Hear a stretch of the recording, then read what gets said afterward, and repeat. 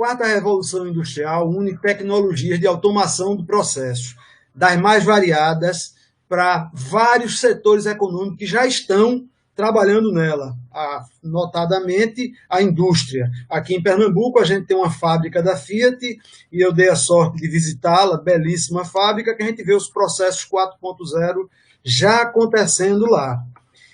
A gente podia dizer que você pode fazer toda a gestão de uma fábrica no mundo virtual.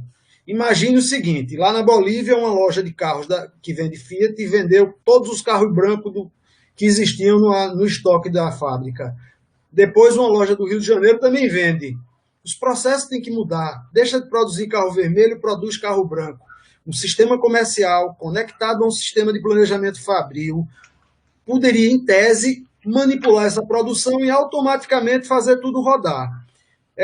Cloud computer, IoT, unindo venda, marketing, produção, distribuição, acompanhamento da vida do produto, tudo integrado em meios digitais.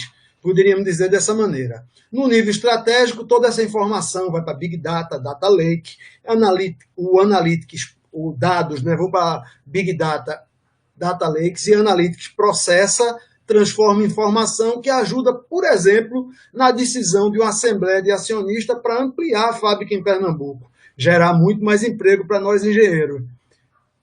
Florencio Absalão, meu amigo, é por aí. Florencio, que é engenheiro eletricista, tem um currículo magnífico, mestre em administração, tem certificação PMP pelo PMI, métodos ágeis em Agile, gerenciamento de projetos com Scrum Master, é um craque. Concluiu curso de Black Belt, curso programático de formação de Lean, é um currículo fantástico, muita experiência. E Florencio hoje é quem vai abrir o salão desse debate. O assunto que você tocou é muito importante, esse assunto, e o exemplo que você deu também é muito pertinente, é essa questão da indústria 4.0. Né? E uma coisa interessante também do termo de indústria, porque no inglês o termo indústria ele se refere a um setor econômico e não só a questão da fábrica, né? Então é todo o setor. Então a gente, por exemplo, no exemplo que você deu de automóveis, que você saiu lá da loja, onde é a ponta, né, a concessionária que vende o veículo, que está totalmente integrado, que é isso que a indústria 4.0, a revolução industrial, né, 4.0, ela fala das conexões, que sai lá do fornecedor e chega lá no começo do processo, lá dos fornecedores, do caso do aço, da borracha, que vai fabricar o pneu, que vai fabricar a chapa, e esse sistema totalmente integrado, né? Então, essa indústria, por exemplo, no caso dos automóveis, o serviço ao cliente, né? Hoje tudo online, a internet das coisas, né? E o que você falou também é a questão da manutenção das instalações, né? As manutenções preventivas, preditivas, principalmente com o levantamento de dados, que você falou também do Analytics, né?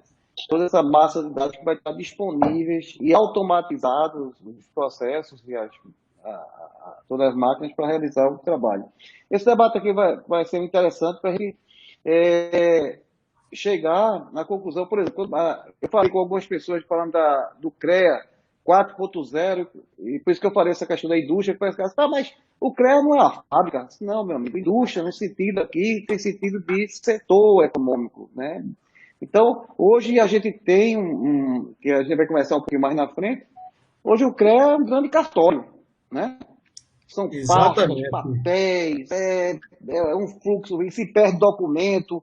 Eu mesmo tenho uma experiência particular, antes de passar a palavra para a Clóvis, eu quero citar uma coisa particular que eu tive. Eu fui lá no CREA para tirar a minha nova carteira, e o cara me pediu a cópia da identidade do CPF. Eu disse, para quê? Aí o cara disse, não, porque a gente precisa para emitir sua carteira. Eu disse, mas rapaz, quando me formei, eu dei o diploma, certificado, histórico, documento disso, daquilo, exame de próstata, no cacete, entreguei tudo aí. E você vai me pedir agora minha identidade. Isso é uma entidade de engenheiros, de pessoas que trabalham o dia inteiro com tecnologia.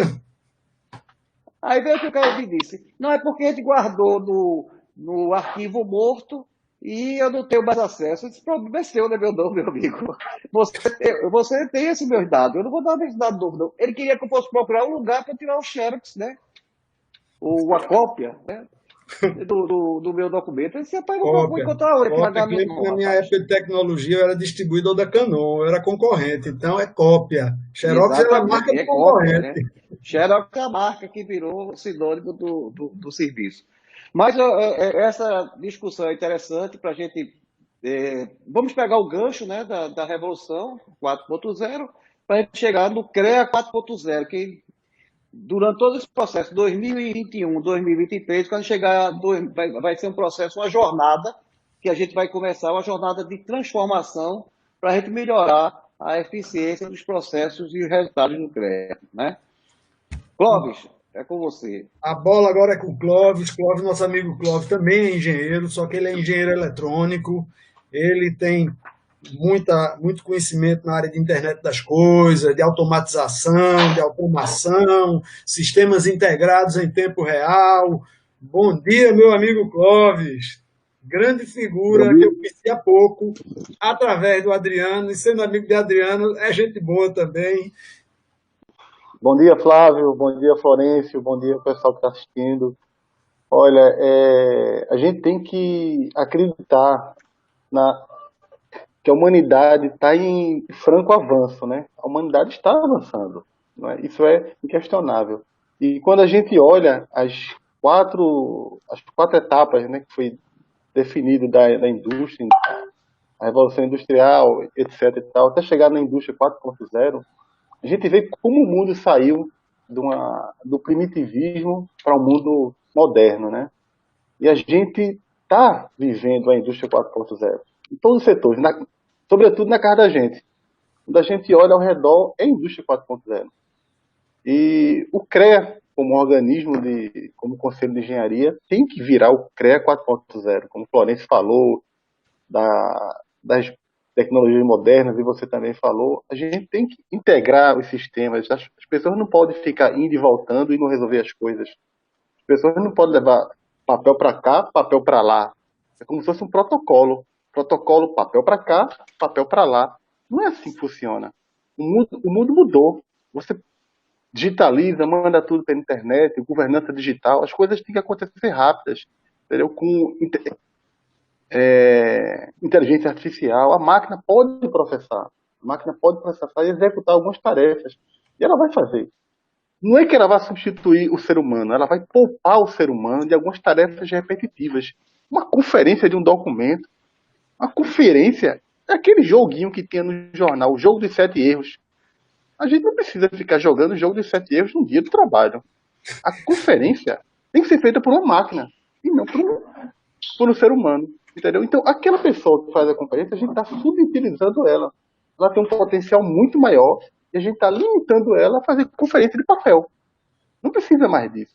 A gente tem tecnologia suficiente para que a governança digital ocorra de forma rápida, de forma automática, de tal forma que quando o engenheiro está preenchendo uma RT, se algum campo estiver errado, tem que vir uma mensagem box para ele dizendo, olha, esse campo está errado por causa da lei tal, normativo tal. Explicar a ele, ele vai aprender com o sistema. E ele só vai concluir a RT depois que todos os campos estiverem de acordo com a normatização lá. Quando tiver tudo ok, aperta o botão de Enter, a RT está pronta. Entendeu? Então não vai evitar o vai e vem. Se locar. Lógico, pelo smartphone, entendeu? Tudo pelo smartphone. Então, eu não estou dizendo que não é importante a pessoa que confere. É importantíssima. Mas a pessoa que confere vai atuar de forma, no nível mais avançado. A gente não pode subutilizar as pessoas. É isso aí, Florencio. Pega a bola aí. Certo. Eu só me lembrei que agora Clóvis tocou num ponto que eu achei extremamente interessante. Eu estou estudando de novo, né, o MS Project, e eu acho interessante, porque, por exemplo, se você vai no MS Project, por exemplo, eu comecei minha atividade no dia 8/5, é o início, e eu vou botar final da atividade 7/5, ele não deixa. Você não pode terminar uma atividade numa data antes de começar, né? Então, o próprio sistema já usa um princípio da Toyota, que é o Poca-Yoca, né? Que ele não deixa Uhum. você fazer uma besteira. Ele, além de ele avisar, ele faz PEM, né? Ele toca um sinal elétrico, um sinal sonoro, e ele não deixa você colocar. E é isso que é inteligência. É isso que Cláudio falou. Poxa, por que você vai botar campos que são conflitantes dentro daquele documento e o próprio documento deixa? Aí depois de um mês você vai descobrir que o documento está errado, né? Isso é falta de inteligência no sistema. Adriano, quando me disse, Flávio, conversa com o Florencio e com o Clóvis sobre um projeto de CREA 4.0, a gente tem que mudar, a gente tem que trazer... Eu disse, Adriano, tu quer que eu converse com o Absalão, que abre sempre o salão, o cara é craque em planejamento estratégico, em novas tecnologias, quer que eu converse com o Clóvis? Eu tenho a experiência de um projeto que eu participei, eu dei a sorte de participar, bem lá atrás, quando nem havia tanta tecnologia assim. As tecnologias eram muito embrionárias, principalmente na parte de IoT. As companhias, foi para a companhia de saneamento, a gente fez um projeto para a companhia de saneamento. A companhia de saneamento tem um problema muito grande, que é o problema da leitura. Ela tem que visitar cada casa mensalmente. E isso é caro, é complicado, não é confiável, existe possibilidade de fraude, uma série de problemas que a leitura pode gerar dentro de uma companhia de saneamento. E aí a gente foi pesquisar sobre Revolução 4.0. E aí a gente começou a testar equipamentos de IoT para ver se funcionava, e conseguimos começar a fazer leituras em teste de hidrômetros que pulsavam e mandavam sinal para uma rede. Mas ainda eram muito caros os hidrômetros. Eu nem sei como é que está hoje o nível dessa tecnologia, porque eu fui para outra área. Mas a partir do momento que você tem IoT na ponta, você tem IoT o processo de água é uma empresa de saneamento capta água, armazena, trata, joga em grandes caminhos de distribuição de água, até chegar dentro das cidades para jogar para pequenos caminhos de distribuição, para redes de distribuição, e isso aí vai chegar na nossa casa. Nesse processo, a gente sabe que as cidades brasileiras, diferentemente de lugares como o Japão, que vem constantemente atualizando as redes de distribuição, nós temos um problema de perda muito grande. A ordem de grandeza de perda aqui no Brasil, a gente poderia dizer que é mais de 50% de média. 50% de média do que é preparado para entregar na sua casa é perdido no caminho. Imagine uma fábrica de refrigerante. Uma fábrica de refrigerante que os caminhões são preparados, vão lá na fábrica, aquelas fábricas agora que tem lá para o lado de Goiânia, os caminhões são alimentados com o produto, e no meio do caminho, um triângulo das Bermudas de caminhão de refrigerante, os caminhões desaparecem, 50% desaparecem. Quer dizer, a fábrica de refrigerante gastou no processo produtivo todos os recursos necessários para produzir 100% e só vender 50%. Ela não vai perder. Esse caminhão que subiu, ela vai ter que jogar no custo de quem está comprando aqueles 50% que sobraram. Então você vai aumentar o custo para nós que somos consumidores de água. Lá dentro tem o custo da água que se perdeu. Isso é um problema que a ARP, no caso de Pernambuco, pode multar a Compesa, a nossa companhia aqui de saneamento, pode multar a Compesa, porque o índice de perda da Compesa é muito alto. Então a Compesa tem que agir para diminuir o índice de perda. Então, é um sistema muito complexo para se fazer somente através de novas redes, que é muito caro. A gente sabe, quando a Compesa quebra as ruas, tem que quebrar, está lá embaixo a canalização. Então, mas gera um transtorno. Imagine ter que renovar tudo todo dia. Não. Usando tecnologia 4.0, a Compesa fazendo uma transformação digital, as empresas de saneamento em geral, a Sabesp tem o mesmo problema, eu tive na Sabesp, o maior do Brasil, o mesmo problema. As empresas, elas utilizando Revolução 4.0, as novas tecnologias, IoT, é muito simples, a coisa é bem prática. A água é lançada numa tubulação e lá na origem, lá em Monjope, bombas elétricas de alta capacidade estão jogando água. E os engenheiros sabem calcular exatamente quanto é a vazão que sai de Monjope. E aquela água hoje vai alimentar o bairro de Casa Amarela. Casa Amarela tem milhares de casas, essas casas têm um consumo médio que hoje não sabe, no fim do mês, 30 dias depois. Tem um consumo médio de Y mil metros quadrados de água por tanto tempo. A partir do momento que as casas, agora é todo mundo IoT, todo mundo revolução industrial, a partir do momento que as casas começam a receber água e encher os reservatórios, elas avisam ao sistema, opa, estou recebendo a minha casa, mais a casa de Florencio, mais a casa de Clóvis, mais a casa de Adriano, mais a casa de Roseli, que eu vou votar nela, mais a casa de Luiz Antônio, que eu também vou votar nele. Somatório do consumo de nossas casas versus o que está sendo alimentado, o consumo está sendo menor do que está sendo jogado na rede. O que é isso? Vazamento. Vamos atrás de fazer a detecção de onde está o vazamento. Não vamos esperar que caia uma barreira, já aconteceu, que caia uma barreira, alguém morra, para a gente descobrir que tem um vazamento no outro dia, em tempo real, com a indústria 4.0, uma empresa de saneamento, que é uma empresa de engenharia, que os grupos técnicos deviam estar controlando essa empresa, coordenando, gerenciando, presidenciando essa empresa. Engenheiros deviam estar nessas posições, acredito que estejam.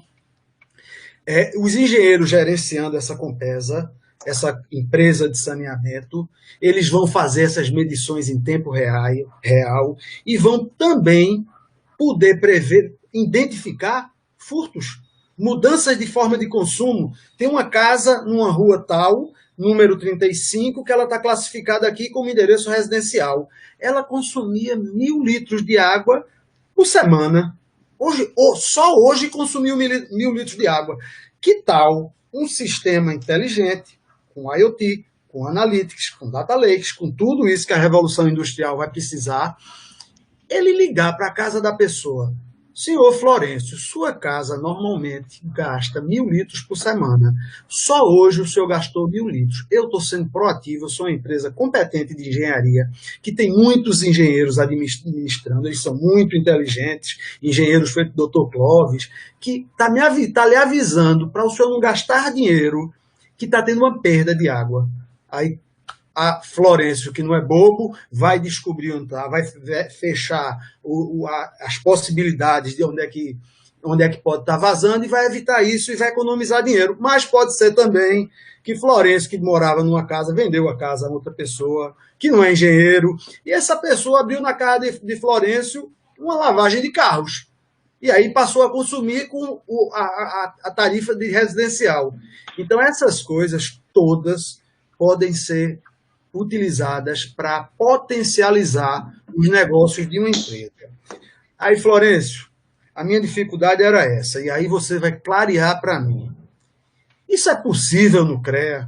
Onde é que tem sinergia algumas coisas que eu falei com a possibilidade de uma transformação digital no CREA, que Adriano vai ser presidente, para a Mútua ajudar aos engenheiros com Luiz Antônio e doutora Roseli administrando a multa. Como é que pode isso acontecer nesse ambiente?